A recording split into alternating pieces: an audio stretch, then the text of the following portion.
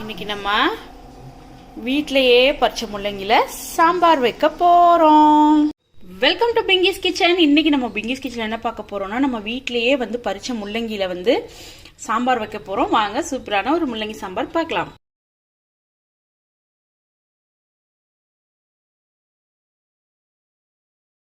இப்போ பாத்தீங்கன்னா முள்ளங்கி சாம்பார் வைக்க போறோம். நம்ம வீட்டில் பறிச்ச முள்ளங்கில சாம்பார் வைக்க போறோம்.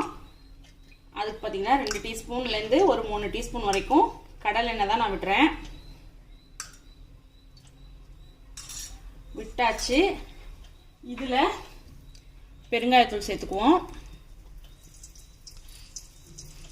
பெருங்காயத்தூள் சேர்த்தாச்சு. எண்ணெய் லைட்டாக காயட்டும்.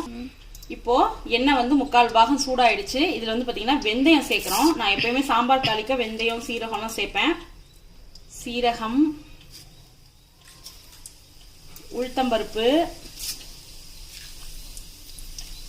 கடுகு, என்னென்ன எடுத்து வச்சிருக்கேன்னு பார்த்தீங்கன்னா தாளிக்கிறதுக்கு கருவேப்பிலை, வெங்காயம், தக்காளி. ஃபர்ஸ்ட் கருவேப்பிலை சேர்த்துறேன். தெரிக்கும்.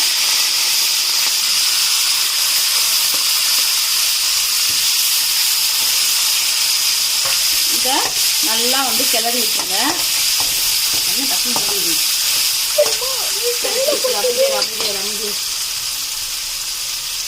தக்காளி வதங்கிறதுக்கு நான் இந்த ஸ்டேஜில் உப்பு சேர்த்துருவேன்.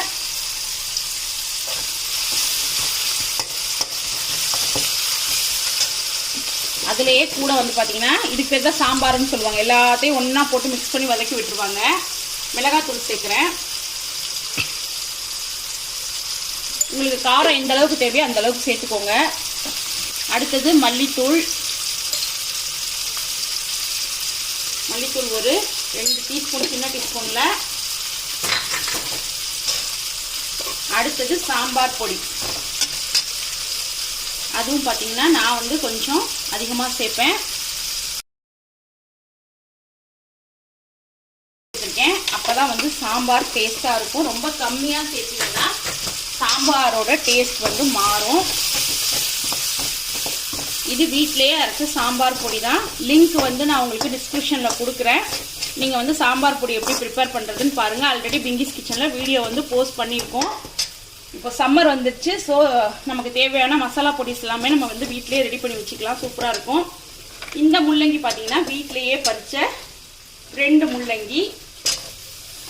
இதை சேர்த்தாச்சு.